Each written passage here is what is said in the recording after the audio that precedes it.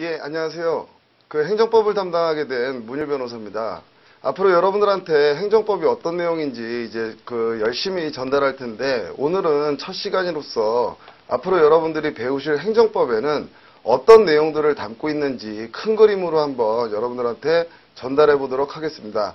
일단 제목 자체가 과목명이 행정법이기 때문에 여러분들은 일단 행정법에서 의미하는 행정은 뭔지, 법은 뭔지를 당연히 기본적으로 아셔야 되겠죠. 법이라는 게 뭐죠, 여러분들? 법이라는 게? 여러분들이 길을 가다가 동네 어르신한테 인사를 안 했다고 해서 처벌을 받나요? 전혀 그런 건 없죠. 그런 건 법하고 다른 윤리규범입니다, 윤리규범. 이 법이라는 건 국민이 반드시 따르게끔 국민한테 강제하는 성격을 갖고 있는 게 바로 법의 기본적인 속성이라고 할 수 있습니다. 그러면 행정이 뭔지를 이제 보셔야 되겠죠. 자, 그럼 행정이라는 건 뭘 의미하느냐. 자, 법이라는 건 국민을 강제하는 힘을 가진 규범을 의미하는데 행정법이라는 건 도대체 뭘 의미하느냐. 자, 이제 여러분들은 지금부터 400~500년 전으로 한번 돌아가 보도록 하시겠습니다. 과거에는 어느 국가든지 왕들이 존재했습니다. 왕들이. 지금은 여러분들이 국민이 한 국가의 주인으로서 국민주권이라는 얘기를 많이 하죠. 근데 과거에는 왕이라는 1인이 그 국가의 모든 권력을 행사하던 때가 있었습니다. 이런 왕이 어느 날 담배를 이제 끊었어요. 담배를. 그런데 담배를 끊고 성 밖을 이렇게 내다보니까 사람들이 자꾸 담배를 피면서 길을 걸어가고 있어요. 그때 왕이 이렇게 명령합니다. 누구든지, 자, 내 국민들아, 내 백성들아, 누구든지 길에서 흡연하면 입을 꼬맨다. 자, 누구든지 내 백성들아, 길에서 흡연하면 입을 꼬매버리겠다. 이렇게 명령했습니다. 이것도 왕의 명령이죠. 우리나라 같은 경우에는 여러분들 사극 같은 거 많이 보시면 어명이라고 하죠. 어명. 그게 결국에는 왕의 명령이라는 얘기예요. 그런데 누구든지 길에서 흡연하면 입을 꼬매버리겠다. 이렇게 명령을 했습니다. 그럼 당연히 국민들은 길에서 흡연을 못하게는 되겠죠. 그런데 어느 날 갑이라는 사람이 길을 가면서 담배를 몰래 피웠어요. 근데 이 사람은 적발이 되지 않았어요. 그러면 그냥 요 명령이 이 사람한테 직접 적용돼서 입이 자동적으로 꼬매지나요? 전혀 그렇지 않죠.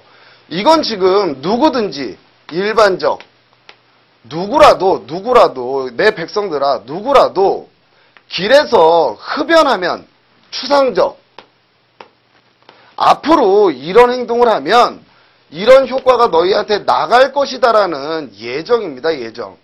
이렇게 어떤 사람이 실제로 왕의 명령을 어겼더라도 적발당해서 요 행동이 집행되지 않으면 이 사람은 아무런 처벌을 받지 않고 그냥 넘어가는 모습이 되겠죠. 그런데 어느 날 을이라는 사람이 정말로 길을 걷다가 흡연을 했어요. 그래서 적발을 당했네요. 그러면 이제 을을 적발한 공무원들은, 그 왕의 신하들은 이 을을 누구한테 끌고 가냐면 다시 왕한테 끌고 갑니다. 왕한테.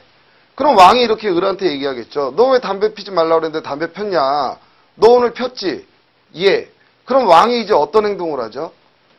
내가 너 길에서 담배 피지 말랬지. 누구라도. 근데 너 피웠지. 그럼 내가 너 입을 꼬맨다라고 얘기했지. 그러면서 실제로 입 꼬매겠다라는 예정된 행위를 왕이 을한테 집행을 하게 됩니다. 집행을. 그러면 을한테 집행을 하게 되면 그 결과로서 을은 입이 정말 꼬매지는 모습이 되겠죠. 근데 여러분들이 지금 생각해 보시더라도 길에서 흡연을 한 번 했다고 해서 국민의 입을 꼬매버린다라는 건 너무 가혹하겠죠. 가혹한 모습이 되겠죠. 그런데 이제 을은 어쨌든 입이 꼬매졌어요. 이번에는 병이라는 애가 흡연을 하다가 이제 적발이 됐습니다. 그럼 당연히 이제 신하들이 병을 왕 앞에 또 끌고 왔겠죠. 그래서 왕이 또 입을 꼬매려고 할 때 병이 구제를 받으려면, 그 치매로부터 구제를 받으려면 다시 누가 구제해 줄 수 있죠? 누구만이 구제해 줄 수 있죠? 결국에는 또 왕만이 구제해 줄 수 있습니다. 그러면 이 법을, 이 명령을 어겼고, 그래서 입을 꼬매라는 명령이 나가고, 그랬더니 얘가 저 좀 살려주세요 했더니, 그래, 야 병, 내가 너는 구제해 줄게. 네 입은 안 꼬맬게. 이거 역시 왕의 어명으로 나오는 모습이 되겠죠. 그럼 결국 지금 한 국가의 모든 권력이 이것도 왕의 명령, 이것도 왕의 명령, 이것도 왕의 명령이라는 모습이에요. 그러면 각각의 명령의 모습이 다 똑같으냐? 또 그렇진 않다라는 겁니다. 맨 처음은 어느 특정인 보고 담배를 피지 말라라는 게 아니라 내 국민들아, 내 백성들아, 누구라도 지금 담배 피는 사람한테 피지 말라라는 게 아니라 앞으로는 절대 길에서 담배 피지 말아라. 일반적 추상적 규율. 근데 이 두 번째 모습은 실제로 하지 말라라고 명령해 놨는데 그 명령을 위반한 개별인, 특정인, 병, 특정인이 등장했고 이 특정인들이 하지 말라라는 추상적 사실, 이걸 정말 구체적으로 일으킨 모습이 생기죠. 이때 왕이 행하는 명령의 모습은 예정되어 있는 효과, 입을 꼬매버리겠다라는 예정되어 있는 효과를 이 사람한테 직접 집행을 해버립니다. 그러면 입이 꼬매지는 모습이죠. 그리고 나서 병이라는 사람이 등장했을 때 과연 이 입을 꼬매는 이 명령이 정당한지, 정당하지 못한지, 이건 너무 가혹한지, 가혹하지 않은지, 가혹하다면 해서는 안 되는 거 아니겠느냐, 이런 통제 역시 왕이 하는데 각각의 성질이 전혀 다르다라는 거죠. 이거를 그럼 뭐라고 얘기할 거냐. 옛날에는 그냥 왕의 명령이면 끝났어요. 성질이 다른데 이건 그럼 뭐라고 할 거냐. 왕의 명령이면 끝났어요. 이건 그럼 성질이 다른데 뭐라고 할 거냐. 왕의 명령이라고 하면 끝나게 되는 모습이 되겠죠. 여러분들 이런 나라에서 사시면 어떻게 사실 것 같으세요? 이 왕이 정말 너무너무 백성들을 위해서 다 여러분들한테 좋은 것만 베푼다면 아무런 문제가 없겠죠. 그런데 어느 날 갑자기 정말 폭군 같은 왕이 등장해서 자기 멋대로 여러분들한테 말도 안 되는 것들을 시키고 걸리니까 너무너무 가혹한 형벌을 가하기 시작했다면 그 나라에서는 어떤 사람도 살 수 없는 모습이 되겠죠. 그랬더니 이런 왕을 향해서 시민들이 혁명을 일으키게 됩니다. 도저히 네 1인이 멋대로 자의적으로 지배하는 나라에서는 우리가 살지 못하겠다. 어떻게 백성이 없이는 왕이 있을 수도 없는데 네 멋대로 우리를 그렇게 말도 안 되는 걸로 침해를 하느냐. 도저히 인간의, 그것도 1인 군주의 멋대로의 지배에 의해서는 우리를 건드리지 말아라. 이래서 시민들이 혁명을 일으키게 됐고, 이때 시민들이 주장한 게 바로 권력 분립과 법치주의, 이 두 가지를 주장하게 됩니다. 자, 네가 그전에는 모든 권력을 다 행사했는데, 근데 아까 왕이 행사하던 권력이 뭐였죠? 누구든지 하지 마라. 앞으로 누구든지 이런 거 하지 마라. 근데 그런 행동을 한 사람이 생기니까 개별적이고 구체적인 사실이 생기니까 그 명령을 또 집행을 하죠.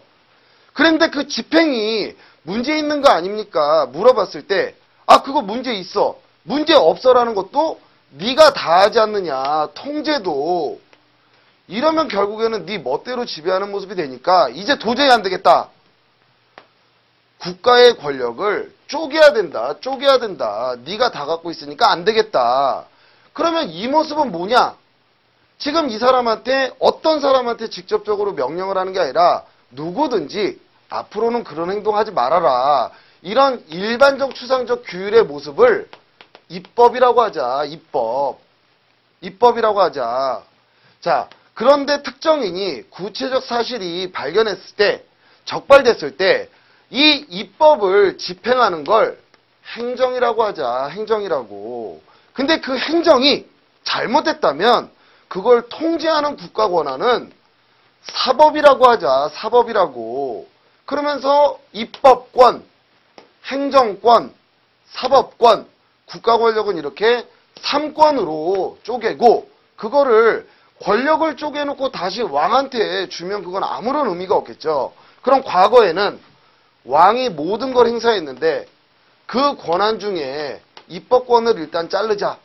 입법권을. 근데 여러분들 입법권이라는 건 국민 누구라도 이 정도 규율은 지키자라는 규범인데 그걸 여전히 왕한테 만들어 놓으면 왕한테 맡겨 놓으면 왕이 여전히 이제는 멋대로 규율을 만들기만 하면 끝나는 모습이 되겠죠. 말로 안 하고. 그러니 이건 문제가 있다. 우리가 규율 받는 건 적어도 국민의 대표인 의회가 만들어야 되지 않겠느냐. 국민의 대표가 우리가 구속받을 규범은 국민의 대표인 의회가 만드는 게 타당하다.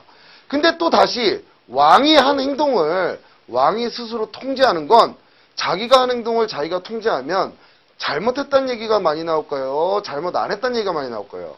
당연히 잘못하지 않았다는 얘기가 많이 나오겠죠. 그러면 그 작용의 통제는 왕한테 맡기지 말고 이것도 뺏어서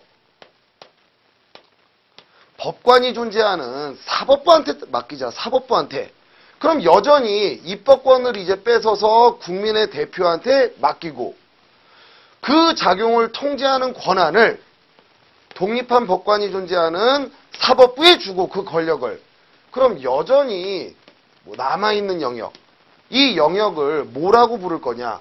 행정이라고 부르면서 이 영역은 여전히 왕한테 맡겨놓게 되는 모습이 됩니다. 그러면 왜 왕이라는 존재는 필요할까요? 지금으로 얘기하면 대통령을 수반으로 하는 행정부가 왜 필요할까요? 여러분들이 일일이 홍수가 났을 때 우리 주민들이 우리 이웃이 힘들구나. 여러분들 전부 다 발벗고 가서 도와주나요? 현실적으로는 그러지 못한다라는 거죠. 그럼 누군가는 국가 전체가 전체적으로 잘 살 수 있도록 발벗고 나서서 그 작용을 해야 되는 기관은 분명히 필요했다라는 겁니다. 그래서 규율을 만드는 건 국민의 대표인 의회한테 뺏고 통제하는 건 사법부한테 주고 너는 그래도 국민 전체의 이익을 위해서 행정이라는 거를 담당해봐라. 한번 잘해봐라. 이러면서 국가 권력이 3권으로 쪼개지는 모습이 되고 입법권, 이제 법이라는 게 등장합니다. 법. 과거에는 그냥 왕이 말하면 그게 결국 명령이었고 여러분들을 강제하게 되는 모습이 되는 거죠. 근데 이젠 그렇게 하지 않겠다라는 거예요. 국민의 대표인 의회가 모여서 이 정도는 국민도 따라야 되지 않을까라는 타당한 규범을 법이라는 모습으로 만들어 놓고 왕은 그 법을 잘 집행하고 그 집행이 잘못됐는지 문제가 있다면 그에 대한 통제는 사법권이라고 하고 사법부한테 맡겨놓자. 이 시민혁명이 주장한 게 권력분립과 법치주의. 그럼 이제 정리해보면 어떤 모습이 되는 거죠? 네가 원래는 멋대로 자의적으로 지배를 했는데 국민을 자의적으로 지배하고 통치했는데 이제는 네 뜻대로 국민을 지배하는 게 아니라 국민의 대표인 의회가 만든 법으로 국민의 대표인 의회가 만든 법으로 국민을 다스려라. 의회가 만든 법으로 국민을 다스려라. 그러면 어떻게 다스리느냐? 국민의 대표인 의회가 법을 만들고 그 권력을 입법권이라고 하고 너는 그 법을 잘 집행하고 그에 대한 통제는 사법권이 행사하도록 하는 게 국민 입맛에 맞는 정말로 국가의 모습이다. 이거를 주장한 게 바로 시민혁명의 모습입니다. 그러면 행정이라는 개념은 왜 나오게 되죠? 자, 행정이라는 개념은 여러분들이 배우시는 게 행정법인데 행정이라는 개념은 어떻게 나오는 거죠? 어떻게?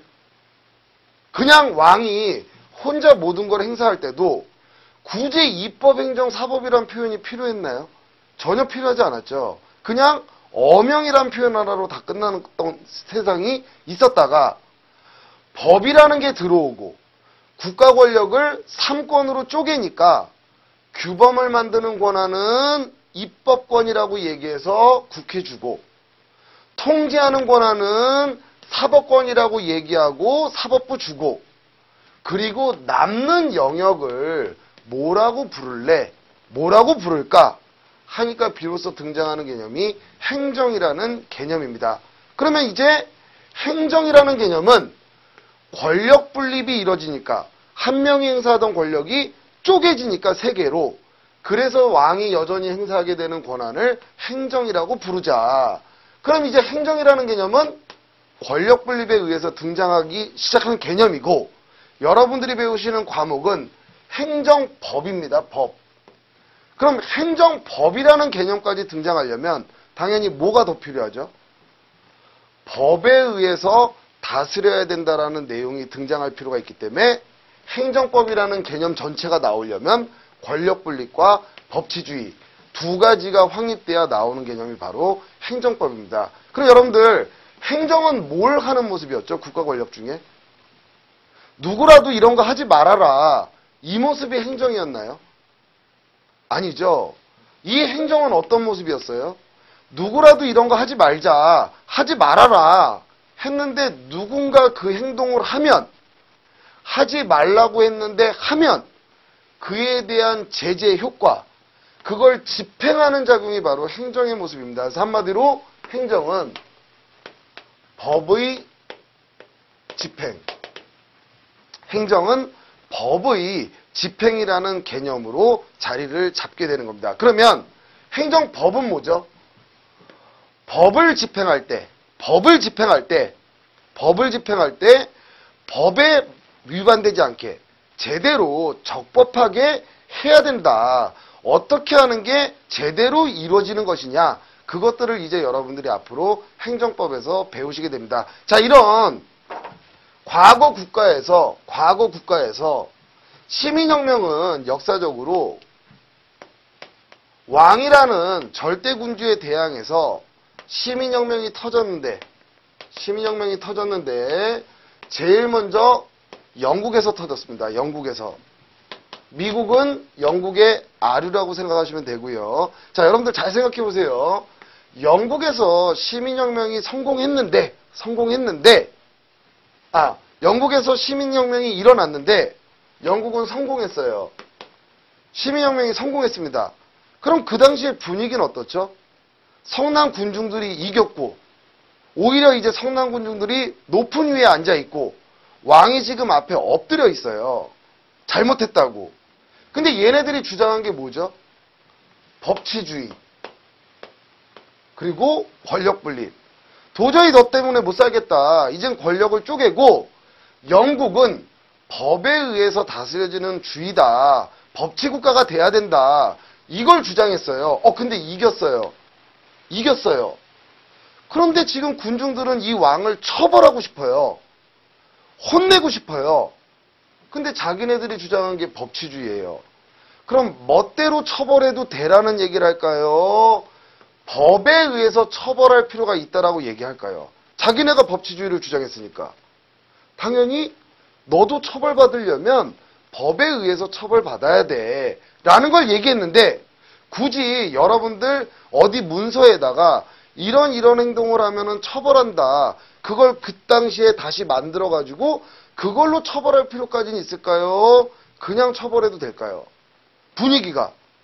얼마든지 외관상 모습은 그냥 처벌할 수 있는 모습이에요. 근데 스스로 주장한 게 법치주의잖아요. 그럼 법은 있어야 된다는 얘기죠. 법은. 그때 영국에서 등장한 법이 보통법이라는 겁니다. 보통법. 보통법을 영어로 표현하면 커먼로라고 그러죠. 커먼이 뭐죠? 상식이죠, 상식. 커먼이. 그럼 영국에서 만들어낸 이 보통법의 개념은 뭐냐면 내가 너를 처벌하는데 법에 의해서 처벌하는 거야. 근데 그 법은 어딨냐면 우리 머릿속에 있는 거야. 어떤 문서로 만들어져 있는 게 아니라 우리 머릿속에, 국민들의 머릿속에 이런 행동을 하면 당연히 처벌받아야지라는 게 곧 우리 머리에 있는 거야. 그게 바로 보통법의 개념이에요. 문서로 만들어 놓지 않고 국민들 머릿속에 타당하다라는 인식, 그거 자체를 법이라고 영국에서는 얘기를 하게 됩니다. 그러면서 법이라는 걸 만들어냈죠. 그러면서 영국 군중들이 시민혁명에 성공했는데 법 앞에서는 그래도 왕이 국민보다는 높지, 이런 생각을 했을까요? 절대 그런 생각 안 하겠죠. 이제 법이 들어왔는데 여전히 왕이 우리보다 높지, 절대 그런 생각 안 하겠죠. 자기네들이 이겼는데. 그럼 영국에서는 무슨 생각을 했냐면 왕이든 귀족이든 평민이든 전부 법 앞에서는 평등하다라는 생각을 했어요. 법 앞에서는. 이게 법에는 보통법이라는 법 하나만 있으면 되고 그 앞에서는 왕이든 국민이든 전부 평등하고 대등하고, 이 보통법은 성문으로 만들어 놓은 게 아니라 국민들의 머릿속에서 공통적으로 타당하다라는 그 기준, 그게 자체가 법이다. 이렇게 발달한 게 영국의 법치주의입니다. 그럼 영국에서는 당연히 법에 의한 문제가 생기게 되면 그게 제대로 됐는지 안 됐는지는 어디서 통제한다 그랬죠? 작용이 제대로 됐는지 안 됐는지는 어디서 통제한다 그랬죠? 사법부에서 통제한다 그랬죠. 사법부에서. 근데 지금 법 앞에서 왕이든 국민이든 평등하대요. 그럼 왕하고 국민하고 사이에서 문제가 생겨도 어디로 가면 되죠? 사법부로. 국민하고 국민 사이에서도 법적인 문제가 생기면 어디로 가면 되죠? 그냥 사법부로 가면 돼요. 보통법 하나기 때문에. 그래서 이걸 법 일원 체계라고 다시 얘기를 하게 됩니다. 그러니까 영국에서는 애초에 법이라는 걸 받아들이고 싶었는데, 받아들였는데, 시민혁명에 성공해서 받아들였기 때문에 법 앞에서는 왕이든 국민이든 누구든 다 평등하고, 시민혁명에 성공했기 때문에 그걸 굳이 미리 문서로 안 만들어 놓고 우리 머릿속에 있는 게 곧 법이야. 그런 생각을 할 수 있었던 모습이 전제했던 게 영미법계의 법치주의 도입의 과정이에요. 자, 영국이 이 모습을 이제 가지고 있는 상태에서 프랑스에서 똑같이 같은 걸 주장하는 시민혁명이 터졌어요. 프랑스도 시민혁명에 성공했습니다. 그럼 분위기는 비슷했어요. 분위기는. 그런데 프랑스는 이미 법치주의가 들어오지도 않았는데 엉성한, 제대로 국민이 요구하는 법치주의가 아니라 엉성한 법이 있었고 그걸 담당하는 사법부가 있었는데 이미 이 사법부가 왕하고 결탁해서 부패해 있었습니다. 법관이라는 사람들이 왕하고 이미 결탁해서 썩어 있었어요.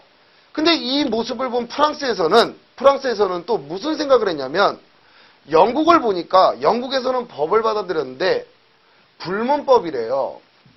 법은 있는데 불문법이래요. 그게 뭔데? 국민들 머릿속에 타당하다라는 기준.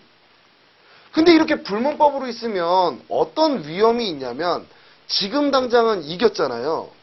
근데 만약에 곧 20, 30년 내에 다시 막강한 힘을 가진 군사력을 가진 군주가 등장해버리면 다시 그 국민들을 묵살할 수 있게 되겠죠. 그럼 그때 가서는 국민들이 우리 머릿속에는 법이 있는데 이걸 정말로 강하게 주장할 수 있지 못하게 된다는 거죠. 이건 문제가 있다. 그걸 인식한 프랑스에서는 아니다. 법치주의를 해야 되는데 이런 머릿속에만 존재하는 모습으로는 얼마든지 힘이 센 군주가 나오면 묵살당할 위험이 있다. 그럼 우리는 어떻게 할 거냐? 국민의 대표인 의회가 모여서 성문법으로 만들자. 성문법으로. 명문의 규정을 아예 문서화해서 이런 건 해서는 안 된다. 왕도 이런 작용을 해서는 안 된다. 이런 건 해서는 안 된다. 이걸 만들어 놓자. 그러면서 갑자기 프랑스에서는 또 무슨 생각을 했냐면 문서로 만드는데 법에는 두 가지 법이 있다. 공법과 사법. 법에는 종류가 두 가지가 있다. 공법과 사법에 두 가지로 또 나눠보자. 그러면 사법은 뭐냐?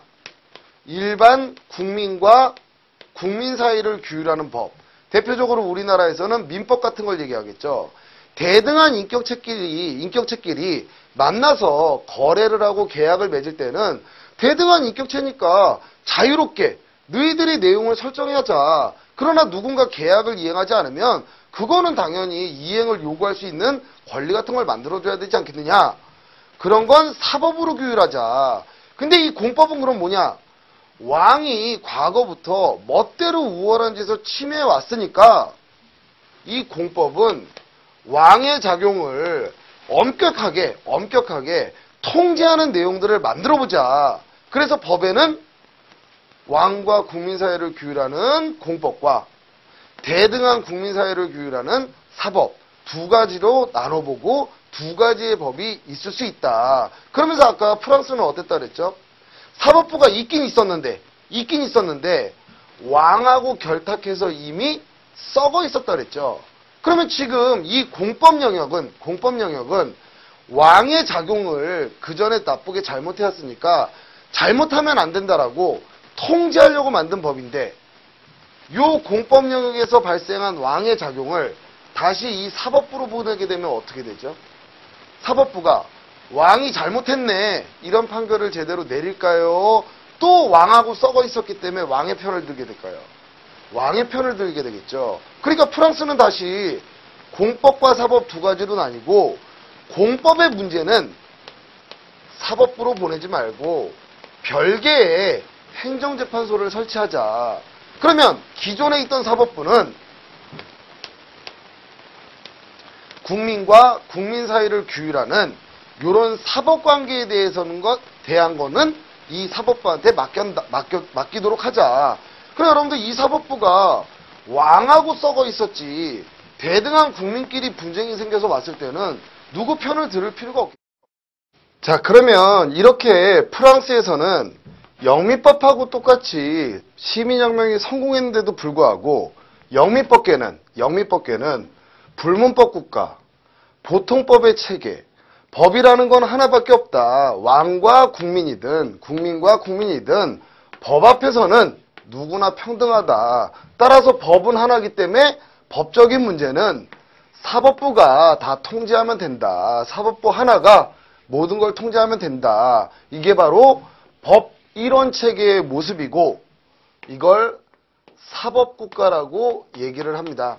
자 그런데 프랑스는 성공했음에도 불구하고 불문법은 위험할 수 있다.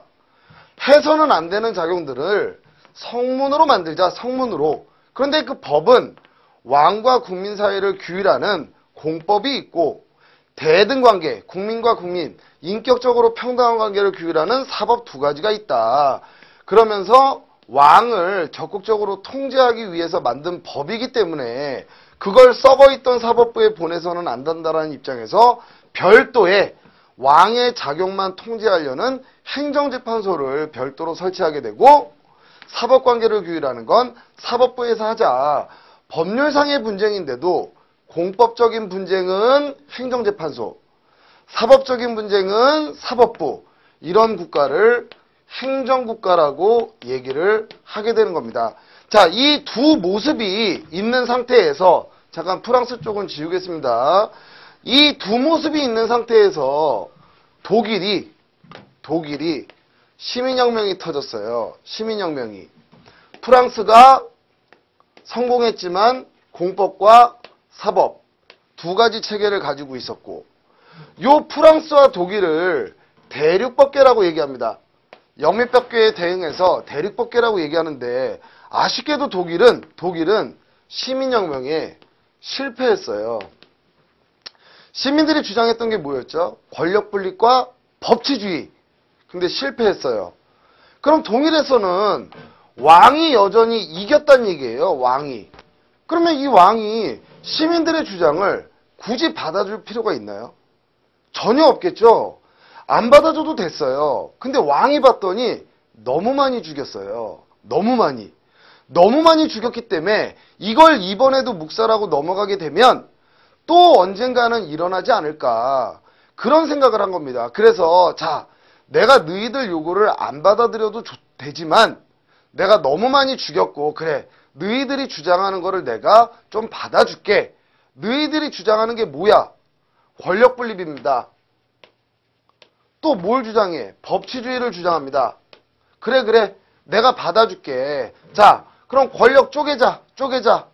그러면 너희가 권력 분립 쪼개면 국민의 대표인 의회가 법 만들고 나는 그거 집행하고 그거에 대한 통제는 사법부가 한다라는 거지. 얘 맞는데요? 그래, 그럼 대표 뽑아.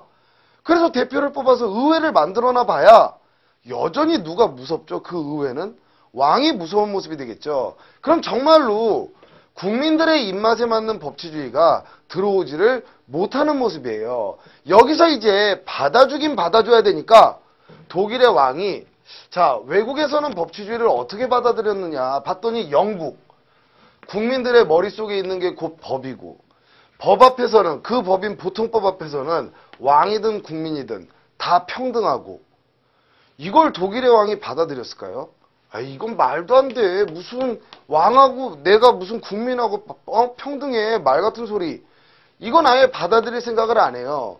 근데 옆 나라 프랑스를 봤더니 프랑스는 법에는 두 가지가 있대요. 공법이라는 게 있고 사법이라는 게 있대요. 공법은 왕과 국민 사이. 사법은 국민과 국민 사이. 요거 좋다. 자, 그러면 내가 법 받아줄게. 그럼 우리 독일도 공법이라는 게 있고 사법이라는 게 있어. 너희들 간의 관계는 대등하니까 사법으로 가지만 독일에서는 법을 받아들였다 하더라도 누가 훨씬 우월한 지위를 차지했을까요? 시민혁명이 실패했기 때문에 여전히 왕이 국민보다는 우월한 지에서 이래라 저래라 명령하던 걸 법으로만 만들어 놓은 모습이에요. 의회마저도 왕을 무서워하기 때문에 왕이 가서 야 의회 내가 지금 이런 명령을 하려고 했는데 그전에는 그냥 내가 말만 하면 됐는데 법치주의를 요구해서 내가 받아주니까 너희들 어찌됐든 너희가 모였잖아. 그래도 내가 지금 이 법이 필요해. 이 법이 필요해.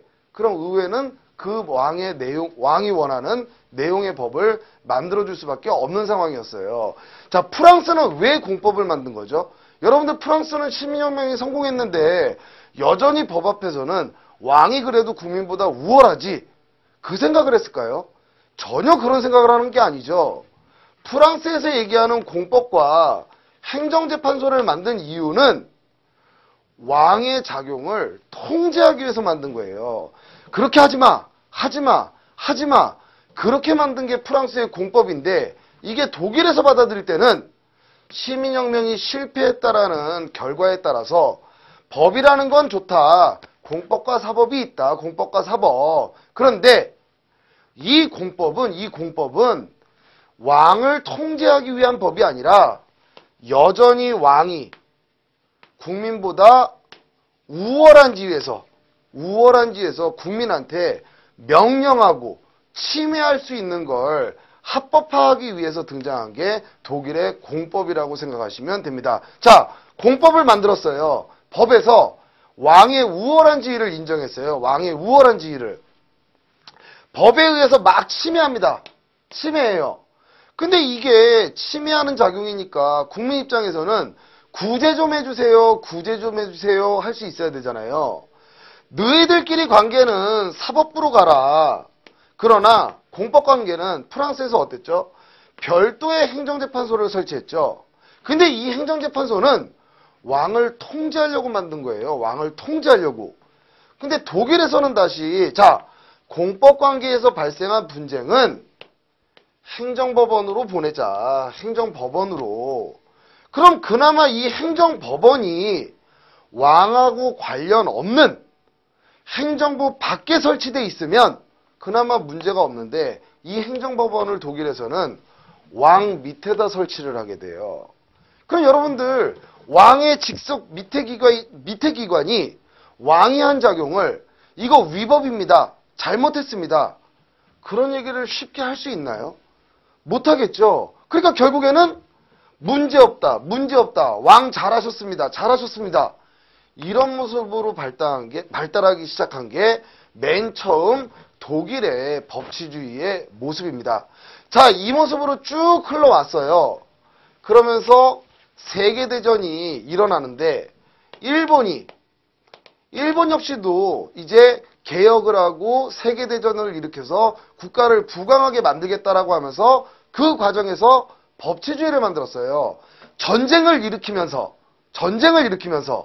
그럼 국민들의 물자도 갖고 와서 무기 만들어야 되고 가미가제 특공대도 만들어야 되고 국민들 너 와서 지금 전쟁터에 나가라라고 명령할 수 있어야 되고 그런 일본이 영미법을 받아들였을까요? 아니겠죠. 대륙법계에서 프랑스를 받아들여요? 전쟁하지 마라 이럴 수 있어요? 아니겠죠. 일본이 자연스럽게 독일의 이 공사법 껍데기뿐인 법치주의를 받아들이게 돼요. 그러면서 아쉽게도 우리나라가 일본의 식민 생활을 하게 되면서부터 이 독일의 공사법 이원 체계, 그 중에서도 권력관계의 주된 특징을 갖는 이런 법을 받아들이게 됩니다. 자, 그래서 우리나라가 독일의 법제를 그대로 따라가게 돼요. 일본은 굳이 이 중간에 껴줄 필요가 없겠죠. 별로 좋은 기억이 아니니까. 자, 대한민국이 독일의 법제를 따라가다가 이제 해방이 되고 6.25가 터지고 전쟁이 끝나면서부터는 어느 나라의 영향을 받기 시작하죠? 바로 미국의 영향을 받기 시작하죠. 미국의. 그럼 일단 우리나라에서 안착한 법제도는 공사법 이원 체계인데 미국은 어떤 국가였어요? 법 1원 체계이면서 법률 사건을 담당하는 게 별도의 행정재판소가 있었나요? 사법부밖에 없었나요? 미국에선 사법부밖에 없었다라는 거죠. 그러면서 우리나라가 미국의 영향을 받기 시작하니까 다시 법적인 분쟁을 해결하는 제도는 사법부 하나만 놓게 되는 모습이 됩니다. 그럼 우리나라는 어떤 모습이에요? 법체계는 공사법 이원 체계인데 국가의 모습은 아까 사법부만 있는 국가를 뭐라 그랬죠? 사법국가라고 그랬죠. 사법부와 별도로 행정재판소나 행정법원이 있으면 그때는 행정국가라고 그랬죠. 우리나라는 공사법 이원 체계임에도 불구하고 사법국가를 취하고 있는 모습입니다. 이게 권력분립과 법치주의를 받아들이면서 법적인 관계에는 어떤 관계가 있을 수 있는지가 이제 등장한 모습이에요. 자, 그럼 이제 우리나라는 공법관계와 사법관계 둘 다 법관계인데 자, 법에 의해서 규율되는 관계인데 그 법은 공법이라는 게 있고 사법이라는 게 있다. 사법이라는 게. 자, 여러분들 법관계라고 얘기하는 건 예를 들어 제가 여러분들한테 나중에 저한테 뭐 연락을 주시면 제가 꼭 기회를 내서 밥 한 끼 사드리겠습니다. 약속을 했어요. 그런데 여러분들이 저한테 연락을 해서 밥 사달라고 했는데 제가 안 사줘요. 그럼 여러분들이 소송을 내나요? 저 선생님이 밥 사주기로 했는데 거짓말했다. 내 권리를 침해당했다. 여러분들 기본적으로 권리, 의무라는 건 권리, 법에서 이익을 누릴 수 있도록 인정해준 힘, 그게 권리예요. 그렇게 권리자가 이익을 누리겠다라고 요구하면 의무자는 그걸 이행해 줘야 돼요. 근데 여러분들이 저한테 밥을 사달라고 할 권리가 있나요? 제가 여러분들한테 밥을 사줘야 되는 의무가 있나요? 전혀 아니겠죠. 이런 관계는 그냥 인간관계예요. 호의관계. 사주면 사주고 말면 말고. 이런 모습은 법관계가 아니에요. 법관계라고 얘기하려면 권리와 의무가 등장하고 권리와 의무의 관계를 바로 법률 관계라고 얘기를 해요. 법에 의해서 규율되는 관계다. 그럼 법에 의해서 규율되는 관계가 뭐냐? 권리와 의무의 관계가 바로 법률 관계다. 자, 법 관계에는 공법 관계와 사법 관계가 있다. 근데 이 공법 관계는 우리나라가 받아들인 이 공법 관계는 여러분들이 이제 왕이 아닌 법이 들어왔으니까 국가, 대표적으로는 행정부하고 여러분들하고 대등한 관계였어요. 행정부가 국민보다 우월한 관계였어요.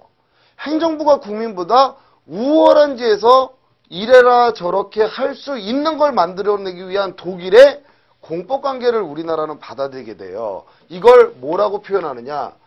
권력관계라고 표현을 합니다. 자, 국가가, 행정부가 국민보다 우월한 지위에서 이래라 저래라 명령하고, 때로는 우월한 지에서 내가 그래 너한테 이 좋은 걸 줄게, 이 모습으로 등장한 게 본래의 공법관계, 권력관계의 모습입니다. 그러면 여러분들이 배우시는 행정법은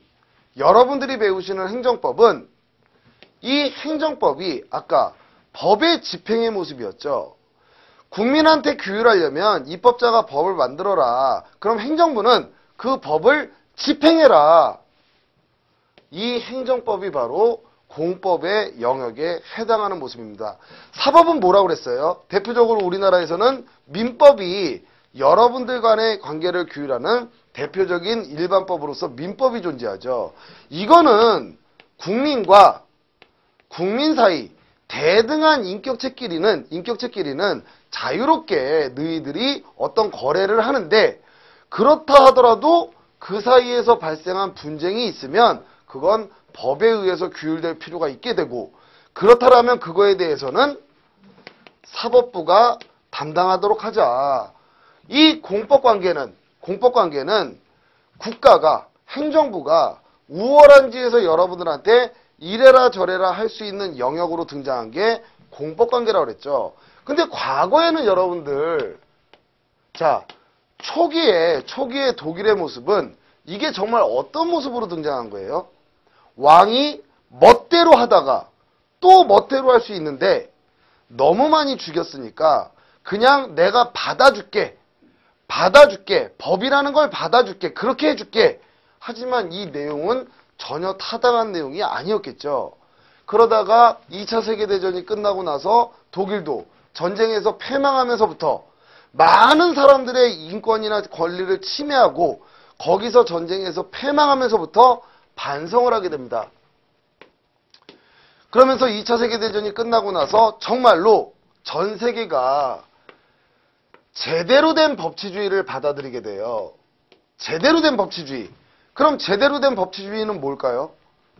아까 법치주의가 뭐였어요? 국민의 대표인 의회가 국민을 규율할 수 있는 법을 만들고, 그럼 국민의 대표인 의회가 국민을 규율하는 법 만드는데 내용이 타당하지 않겠어요? 내용이 당연히 정당한 것들이 있겠어요. 자, 내용적으로 정당한 규범을 국민의 대표가 만들고, 행정부는 그 법에 위반되지 않게 제대로 잘 집행하고, 그 집행이 혹시 잘못 있으면 사법부의 통제를 받아라. 그게 정말 제대로 된 실질적 법치주의가 들어오겠죠. 이제부터 논의하는 건 실질적 법치주의를 전제로 해서 얘기를 하는 거예요. 자, 그러면 실질적 법치주의를 전제로 해서 본 공법은,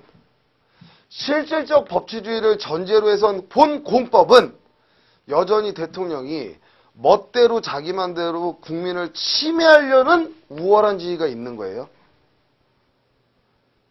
실질적 법치주의, 국민 입맛에 맞는 공법이라면 대통령이 멋대로 그냥 여러분들보다 우월한 지에서 막 침해할 수 있는 거예요. 절대 그렇지 않겠죠. 절대. 그럼 공법관계에서 권력관계는 어떻게 등장할 수 있는 걸까요? 이 공법의 최고 목적은 모든 국민이 더 잘 살 수 있게 하자라는 거예요. 모든 국민이. 근데 여러분들이 일일이 국민들이 모두 나서서 필요한 영역에서 어떤 걸 다 움직여서 할 수는 없잖아요. 그럼 그거는 행정부한테 맡기자. 그럼 행정부는 뭘 하라라는 거예요? 모든 국민이 잘 살 수 있도록 적소저치에 필요한 데에 너희가 움직여라. 너희가 움직여가지고 어떤 특정인이 아니라 대한민국 전체가 잘 살 수 있어야 된다. 그걸 지향하는 게, 그걸 목적으로 하는 게 공법이에요. 근데 공법 안에 권력관계가 있어요. 그럼 권력관계는 누가 우월하다고요? 행정부가. 근데 이제 실질적 법치주의 하에서는 원래 우월해, 원래. 이런 얘기가 나올까요? 전혀 아니라는 거예요. 그럼 실질적 법치주의 하에서는 왜 행정부가 국민보다 우월하냐? 여러분들 행정부가 여러분들한테 세금을 부과하죠. 세금을. 그럼 세금 부과할 때 세금 좀 내주세요. 내주면 좋고 안 내주면 말고 이러나요? 아니죠. 세금 내 그러죠. 우월한 지에서 세금 내. 그럼 국민은 어떻게 해야 돼요? 내야 돼요. 내야 돼요. 왜 이런 모습을 만들어 놨을까요? 국가가 공익을 달성하려면 돈이 있어야 돼요. 돈이. 근데 여러분들이 내가 돈 많이 벌었다고 국가에다가 맨날 내나요? 스스로? 전혀 그렇지 않겠죠. 근데 분명히 공익 달성을 위해서는 돈이 있어야 된단 말이에요. 이걸 대등한 관계에서 돈 좀 내주실래요? 내주실래요? 싫은데 좀 내주세요. 이 모습을 만들어 버리게 되면 공익 달성이 안 된다라는 거예요. 그러니까 국민의 대표가 국세기본법이라는 법을 만들어서 누가 만들었어요? 국민의 대표들이. 공익 달성하기 위해서는 행정부가 세금의 영역에서는 국민보다 우월한 지에서 내라라고 할 필요가 있다. 그럼 국민은 내줘야 된다. 왜? 대한민국 전체가 잘 살아야 하니까. 그렇게 이제 확립된 게 공법관계에서의 권력관계예요. 자, 그러면 사법관계는 국민과 국민 사이 대등한 인격체 간의 관계를 규율하는 모습이 일반적이라고 그랬죠. 그럼 여러분들 국가하고 국민 사이에서는 대등한 관계가 전혀 없을까요? 자, 대한민국이라는 국가, 행정부와 국민 사이에서는 대등한 관계가 전혀 안 나올까요? 자, 여러분들 지금 대한민국이 그 공무원들, 자기네들 일을 하려고 A4지, 종이가 필요해요. 종이가. 그럼 여러분들 종이 살 때 어떻게 하세요? 인터넷 검색해서 싸고 질 좋은 거 고르시죠? 그럼 대한민국도 A4지 살 때는 어떤 생각을 해요? 돈 조금 들이고 좋은 물건을 사겠다라는 생각을 하겠죠? 이때는 대한민국이 국민 전체가 잘 살 수 있게 해야 된다. 이런 공익을 고민해요. 돈 제대로 잘 쓰자라는 것만 생각해요. 돈 제대로 낭비하지 말고 아껴서 잘 써보자. 똑같이 적은 비용으로 좋은 종이를 한번 사보자. 이 생각밖에 안 해요. 사법의 주된 목적은 경제적 이익 추구예요. 여러분들이 계약을 맺을 때는 나한테 유리하려고 계약을 자꾸 맺는 거죠.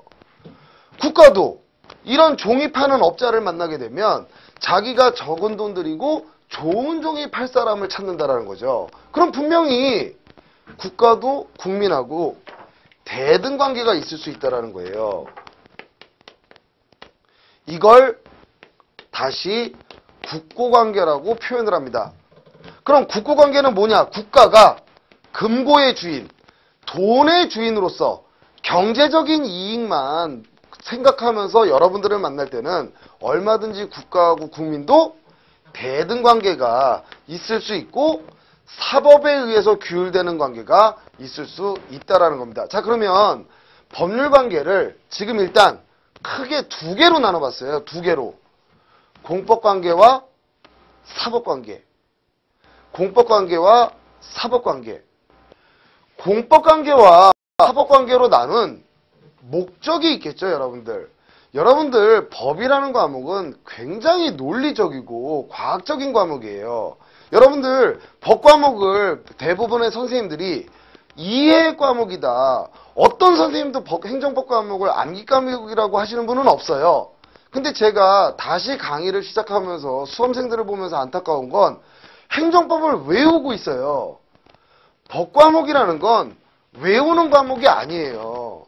왜 이 법이라는 게 등장하게 됐고 법률 관계는 왜 이걸로 나뉘어졌으며 이렇게 나눈 이유는 뭐냐? 이유는 그런 구조로 하나하나 보다 계시면 나중에는 법 과목이 공부할 때는 양이 늘어나다가 결국에는 다 줄어들게 돼 있어요.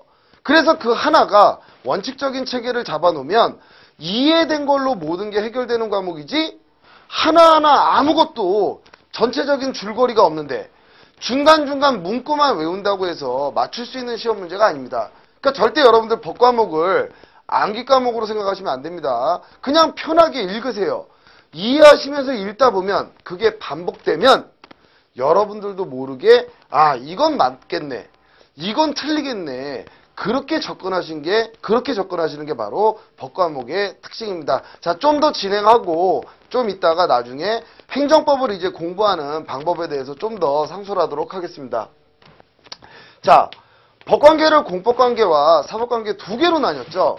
자, 어찌됐든 법률관계예요. 어찌됐든 법률관계에서 분쟁이 생기면 이걸 해결을 누가 해요? 법률관계에서 분쟁이 생기면 해결을 어떻게 했어요?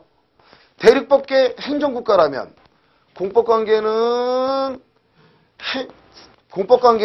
행정재판소, 사법부 안에 없는 별개의 행정재판소. 사법관계는 사법부, 대법원을 최고법원으로 하는 사법부.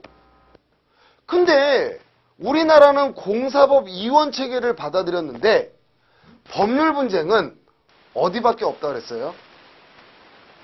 우리나라도 사법부 외에 행정재판소가 있어요?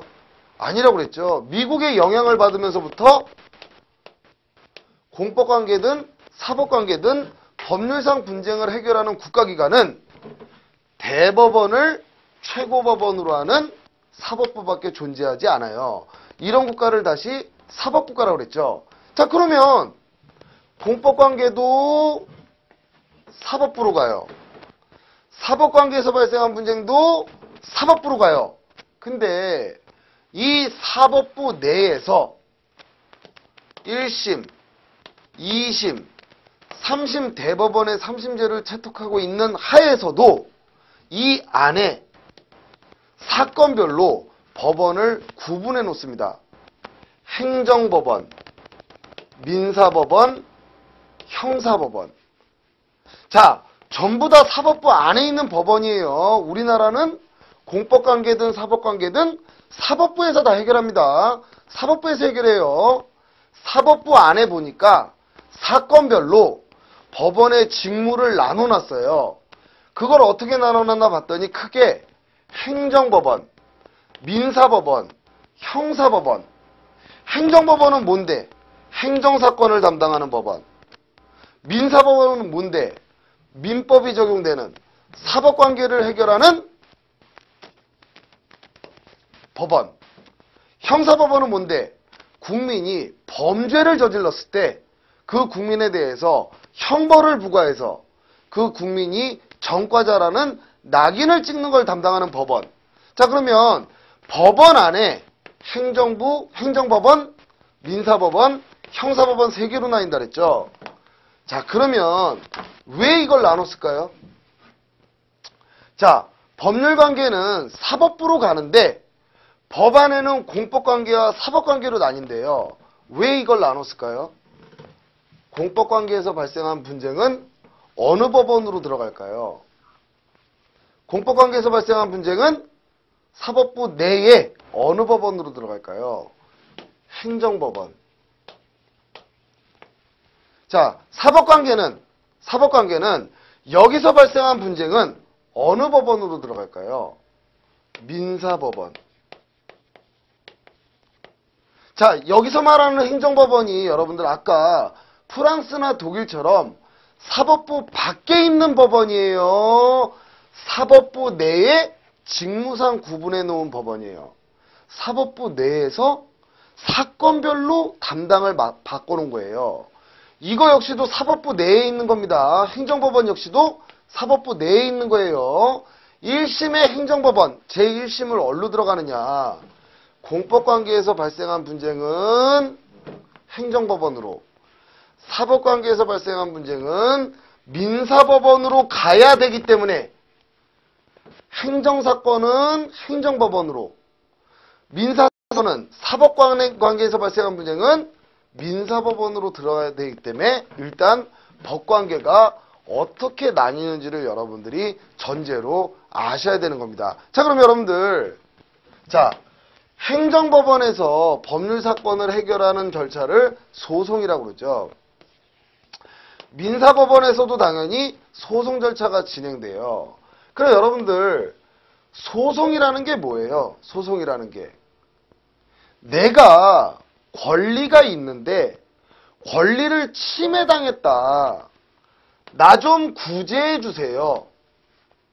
내가 권리가 있는데 상대방이 의무를 이행하지 않는다. 의무를 좀 이행해서 나 좀 구제해 주세요. 이게 소송이에요. 그럼 여러분들이 이제 행정법이라는 걸 배우는데 행정이 전부 여러분들한테 침해도 안 가고 적법하게 제대로 다 이루어져요. 그럼 소송이라는 게 별 필요가 있나요? 행정법이 왜 배워야 되는지 굳이 이유가 있나요? 다 잘해요. 다. 행정이. 그럼 굳이 행정법이 중요할까요? 행정법을 여러분들이 배워야 되고 이걸 꼭 알아야 되는 이유는 이게 위법하게 국민을 침해하는 문제가 생기기 때문에 그래요. 그럼 어떻게 하는 게 제대로 된 행정이냐? 그걸 알아야, 아, 이건 잘못한 거야. 그걸 알겠죠? 그럼 잘못했다라는 걸 아는 거는 잘못한 걸로 여러분들 침해가 발생한다는 얘기예요. 그럼 침해가 발생하면 여러분들 어떻게 구제받아요? 소송으로. 그럼 여러분들이 행정법을 배우는 목적은 행정은 어떻게 하는 게 제대로 한 것인가? 그럼 어떻게 하는 게 잘못한 것인가? 위법하게 잘못한 것인가? 그럼 국민 입장에서는 어떻게 구제를 받을 것인가? 행정소송이 핵심입니다. 핵심. 아, 내가 오늘 공부하는 이 영역이 행정소송에 갔을 때는 어떤 부분과 관련이 있는가? 그거를 항상 전제로 공부를 하셔야 진도의 맨 마지막인 행정소송을 배우실 때는 앞에서 배워오신 모든 내용을 복습하시는 모습이 되게 됩니다. 예, 감사합니다.